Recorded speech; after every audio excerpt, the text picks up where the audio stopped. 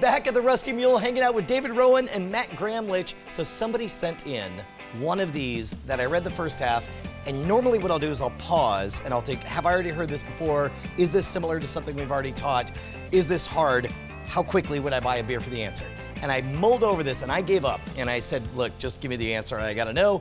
And this is one of those, the answer was very, very satisfying. I'm gonna read to you this challenge exactly as Alexander Chang sent it to me. He says, you and a friend, so one of you could be you, one of you could be a friend, are competing on a game show. On the game show, you will walk into a room where there is an 8x8 chessboard, so standard chessboard, right? Each square on the board has a coin, all of which look identical to each other. So, in other words, here, go ahead and draw me a chessboard, 8x8. It says all of the coins are identical, which I guess there'd be no way for you to know one coin from another. So I figure pennies are close enough. So cover all that with pennies. Put every single square. Yeah, every single square. Each coin has a head side and a tail side. Before you walk in, you will not know which coins are heads and which are tails. So that's consistent with what we have set up here. Just putting it in random positions. Correct. Okay. Like you have no expectation. It's not like they're all heads and then you get to pick one to tails or whatever. When you do walk in, the host will select a random coin on the chessboard, for example, like that. He'll point at that one. Then the job is you must flip exactly one coin on the board and leave the room. That's your job, man. Okay. You see me, the host, saying, this is the important coin. And you say, cool story, bro. And you flip over one coin and leave the room. A different coin. Whatever coin you want. Maybe the same one, maybe a different one. I can do that. Then David's job is to walk in. You don't even know what coin he flipped over. Right. You just walk in and you have to know which one is my secret coin. Oh, wow. I don't even know where to start. So we're like a team. Yes. Okay. And so you guys theoretically would have some kind of established code between the two of you, right? You would have something figured out ahead of time. Do I see this outline? Like, do I see the initial state? No. Oh, yeah. Can we have a moment to powwow? Well, sure. Yeah. Talk it out amongst yourselves. Go for that. So I'm thinking you would want to signal a position with a coin like the corners. Like, for example, if this one's tails, if I don't know that this starts as tails, just because I come back and see it as heads, I won't know that. Right. But let's just assume that I did. Right. And I saw that one, I went, oh, lower right quadrant change. That must mean that the coin that has been flipped is in this quadrant, we'll say, right? These 4x4. Take a coin, we'll say, directly above, and flip it in such a way we decide heads or tails with it. It is perfectly aligned straight up. You can only flip one coin. Yes. Matt gets to flip one coin, and you don't even get to know what the initial condition is. Oh, and I have to flip it, so I can't even tell him it'll be heads. This is where you run into the frustration, because you have 64 possible places the coin could be, and you only have 4 bits of information there. Imagine this bit of information might tell me, well, it can only tell me one of two things, right? Heads or tails?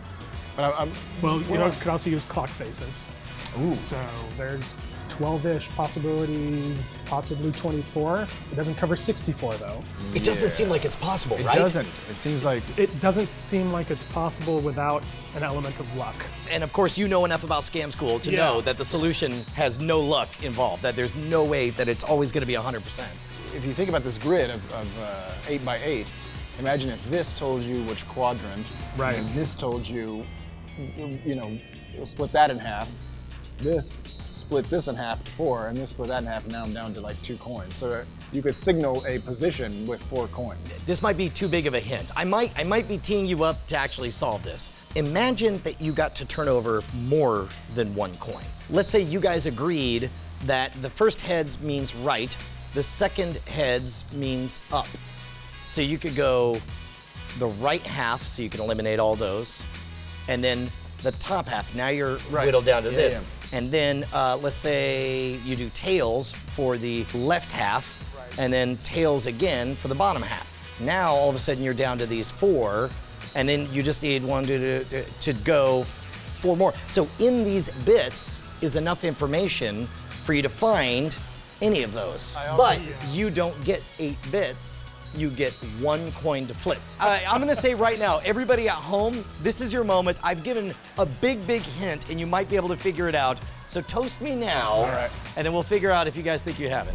With a motherly gentleness, Domain.com plucks your new domains from the stars. She is sure to only find the most credible .coms and .nets. That sounds German. That's That's where I stopped listening. You do it. It's supposed to be a French accent. Okay, all right, here we go. Setting checkout. The hands of fate compel you to use the promo code SCAMSCHOOL for 15% off. You got a bit of Spanish egalitarian in there. All right, hold on. Let me see it. Now, les domains are yours! Free to live a boisterous, exciting life on the internet. No? I wanted to do an accordion and I couldn't. That was a good accordion. So you guys know how important it is to let somebody sit with the question long enough that their frustration gets to a point of wanting to buy a beer. I'm not going to say you're there yet, but it feels like you might be getting close. For the price of a beer, you have won. For one beer? Sure. Okay. So to me, the magic of this is figuring out how much you can communicate with just one parity bit, one individual change. How much can you convey? Let's say you guys agreed on a system that divided the board into individual sets. So any one square can be a member of multiple sets. Imagine square one is part of 0 sets, right? So there's nothing in there. But then this is set A, B, C, D, E, F, okay? And these are members of just those sets and no others. Then this is A, B, A, C, E, F, and now we are out of 2-digit possibilities. So we go to 3 digits, right? So now we do the same thing again. We go A, B, C. Can you just read these to me? Yeah. D, E, F, A, B, C, D. So we're up to 4 digits now, okay. A, B, C, E, by the way, totally worth a beer. You're realizing you would not have got this. Yeah, keep going. A, C, D, F, C, D, E, F, A, B, C, D, E. Oh no, 5? Yes. Okay. And then A, B, C, D, E, F. A, B, C, D, E, F. Okay, so here's what we know. Every single square is a member of its own unique set, right? Yep. So what does that get us? I'm thinking that maybe we can signal any square from these. B, D, E, right? I can maybe arrange it so that there's like a heads, heads, heads, or a heads, tails, heads, or something from those 3 letters, B, D, E. But maybe I'm off. So here is your key. Oh, now it makes perfect sense. You just had to turn it around. So let's say both of you guys memorized all of these sets, and then each of these squares had a name in your mind. Yep. Now, what you would need to do is figure out whether something meant up or down, or left or right. So let's say something means up, but it also means left. The other thing means down, but also means right. Okay. So what could that thing be? Now, we were talking about heads and tails here. Yeah. But you have more information to work with.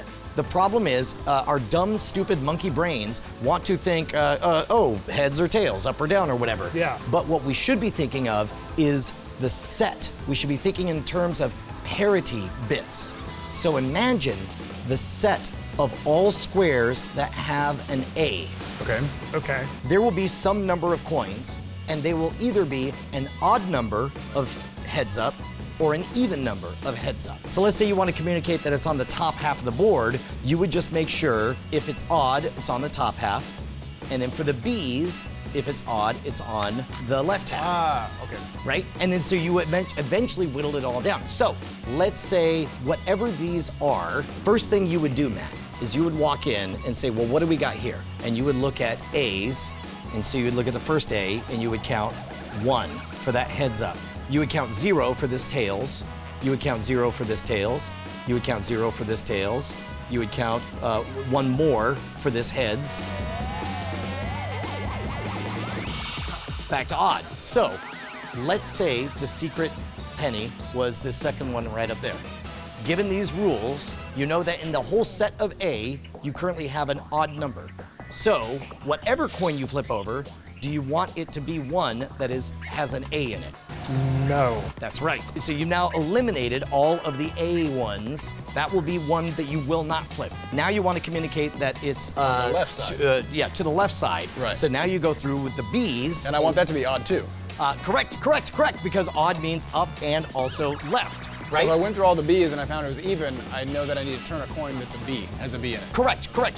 Now, and now you don't know which coin yet because you have to keep on doing it for C. C would need to be odd too, to be up in this top part of this quadrant, right? Correct, because if it's gonna be that second one, so now you wanna communicate the C block you're gonna go through, and if it's odd, you're gonna leave it the same, but let's say it's even, and you're like, no, I have to make it odd. I need to flip a BC. Correct, so you know you're gonna need B, you know you're gonna need C, for example. Yeah. Right. D would be also odd because it would go to the left. Yes.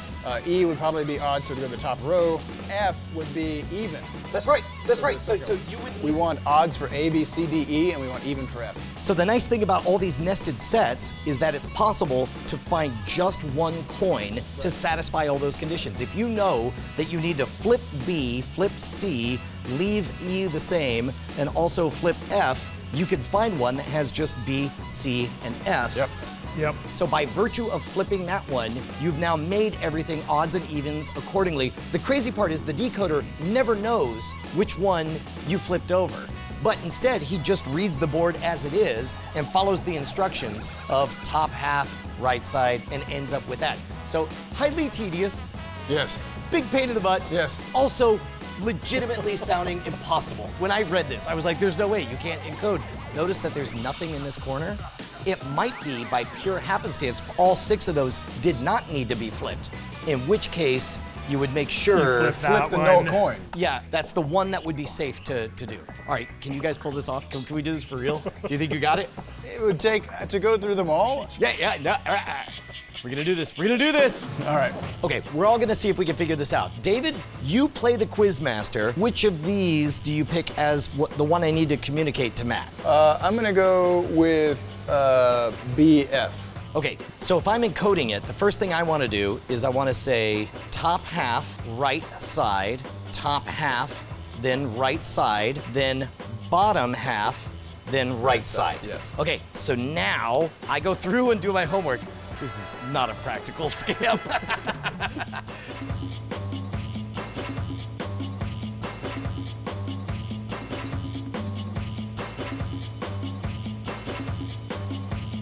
We want to flip over the one coin that is a part of the A set, the B set, the C set, the D set, and the E set, but not in the F set. So it won't be this very last one. A, B, C, D, E. A, B, C, D. This one. Yep. Okay, great. So I'm not gonna check our work.